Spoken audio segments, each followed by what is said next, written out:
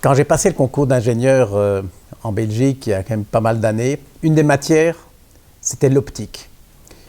Et je maîtrisais bien. Je savais faire les équations, bon, j'étais bon. J'arrive à l'examen et le professeur me demande « Mais au fond, pourquoi avez-vous étudié l'optique et pas l'acoustique ?» Alors je m'attendais à tout sauf à ça.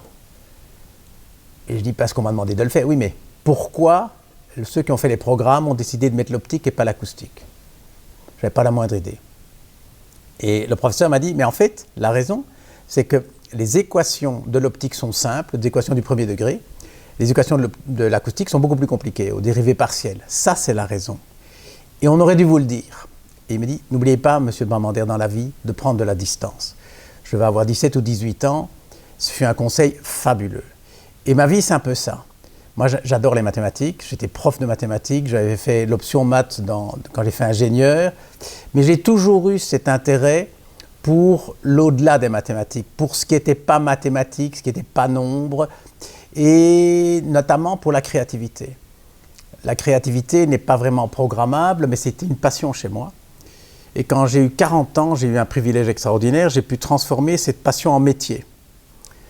Et c'est un peu Socrate qui disait « connais-toi toi-même ». Eh bien, je dis « ben voilà, moi, la créativité, c'est ce que je veux faire ».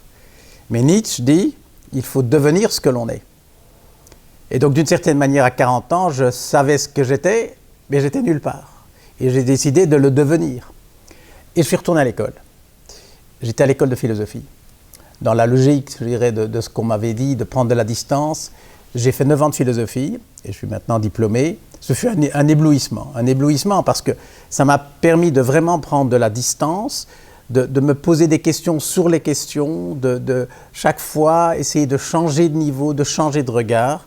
Et aujourd'hui, j'ai un privilège extraordinaire, c'est de pouvoir faire de la philosophie avec des ingénieurs, des candidats, des futurs ingénieurs ou des ingénieurs diplômés dans les grandes entreprises. Quand j'ai commencé la philo, donc j'avais 44 ans, j'ai regardé le programme des matières. Il y avait une trentaine d'examens, je voyais métaphysique, anthropologie, philosophie des sciences, philosophie du langage. Je me dis, oh là là là là. Et puis au milieu de la liste, qu'est-ce que je vois? Logique. Et je me souviens m'être dit, bon ben là, ça va être un peu plus détendu. Je suis un bon mathématicien, je me disais, la logique, ça va être vite fait. Quelle surprise énorme, parce que j'ai découvert un monde dont j'ignorais même l'existence.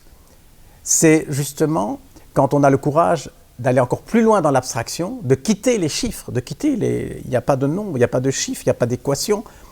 On arrive dans le monde de la pensée pure et des tentatives de modéliser la pensée.